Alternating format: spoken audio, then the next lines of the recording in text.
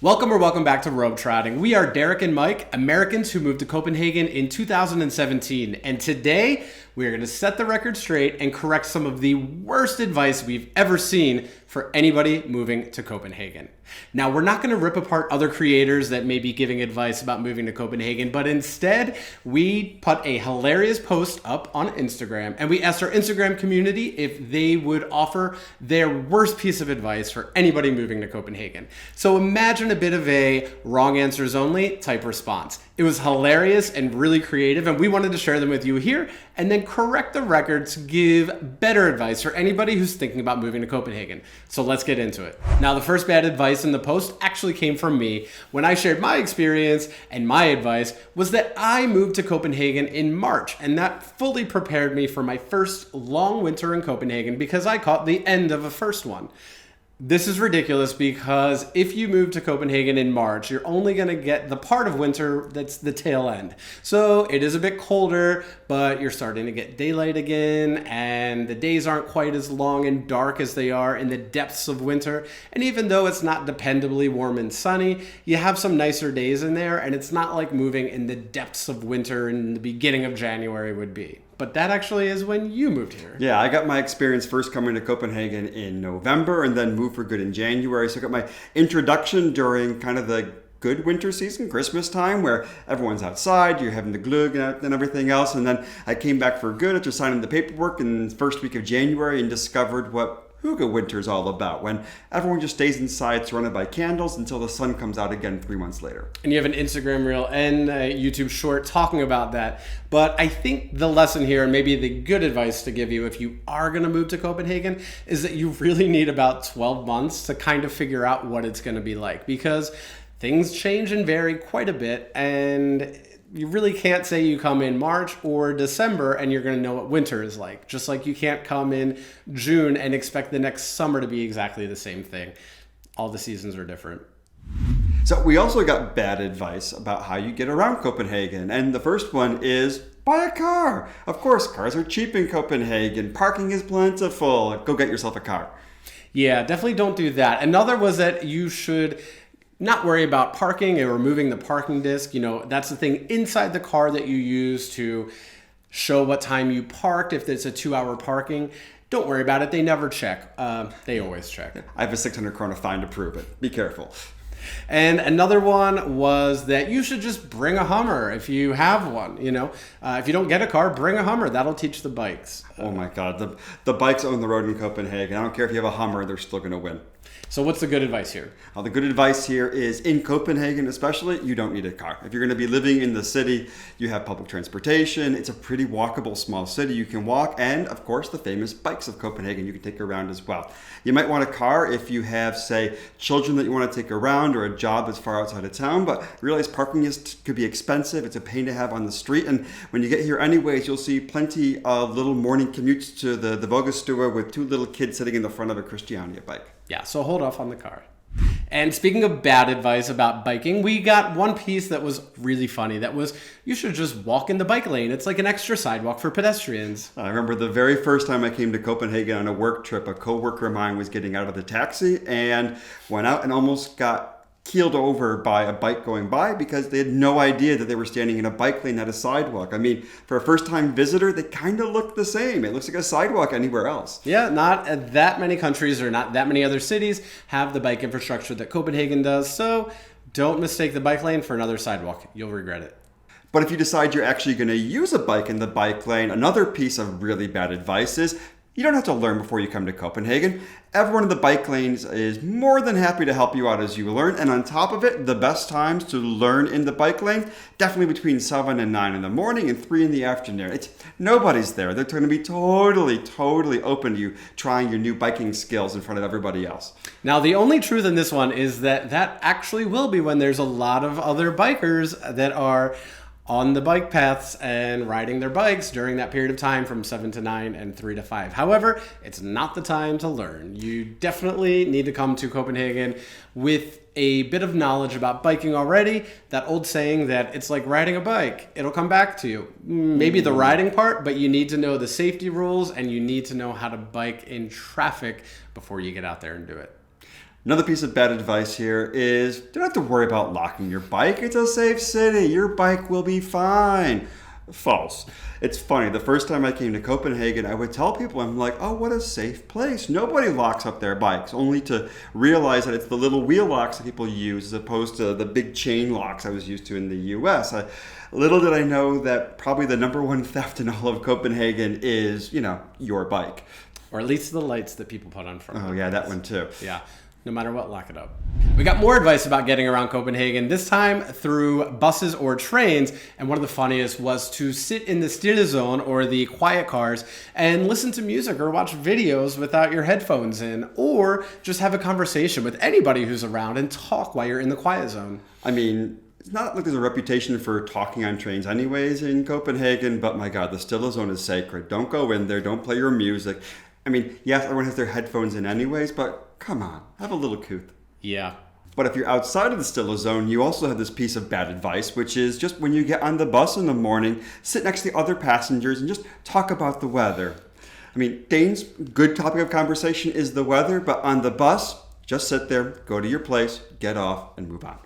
Yeah, not the time to strike up a conversation. And if there's 2 open seats somewhere, don't sit next to somebody. Just take one of the 2 open seats, or stand in the aisle and avoid people at all costs.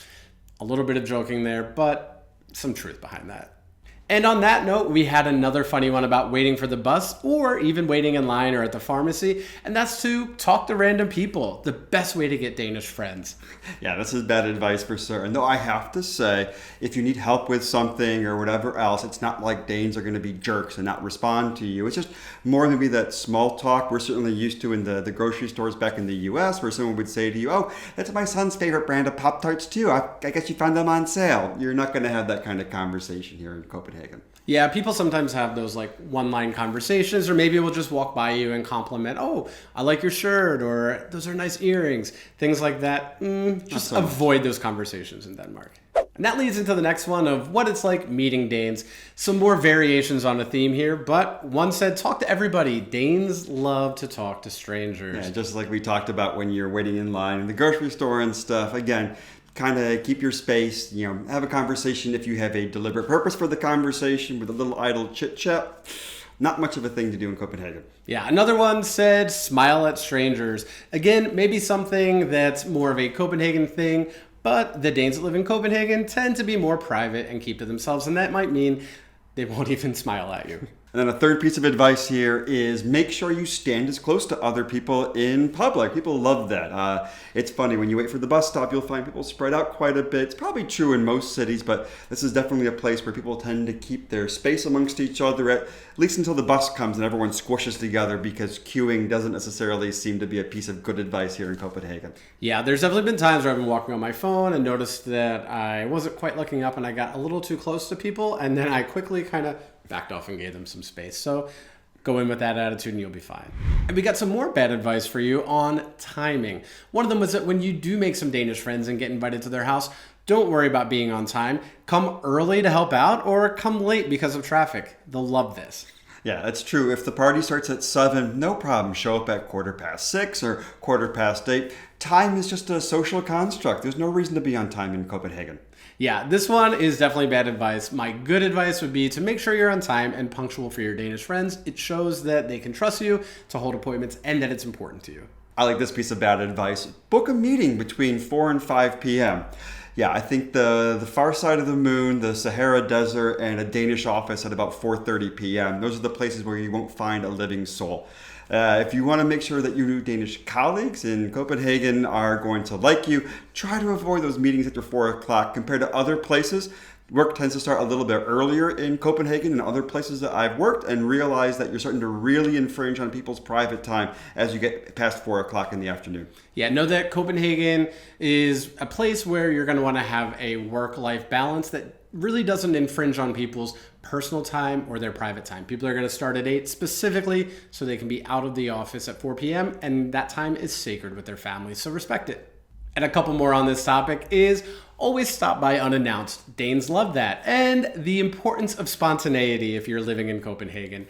I would say both of these are really funny, but bad advice. Yeah, we literally just made plans with friends for a weekend that's coming in, I don't know, 30 weeks from now. It's how it goes. It's okay. Plan ahead. That's how it works. We also saw plenty of bad advice when it comes to the Danish language. The first one being, you'll learn Danish quickly. It's such an easy language. Second piece of advice is, learning Danish is a walk in the park. You'll grasp it instantly. Yeah, no, not so much the case. Danish can be a little bit difficult. It's going to be one thing that requires a lot of effort from you beyond just the classes to be able to learn Danish. I mean, especially in Copenhagen, you're in a place where English is spoken by virtually everybody. So you really have to force it to learn Danish, make a true effort at this, and definitely find somebody who speaks Danish fluently to partner with you, because as we learn trying to learn Danish together, it's hard to learn from somebody else that has no idea what they're saying.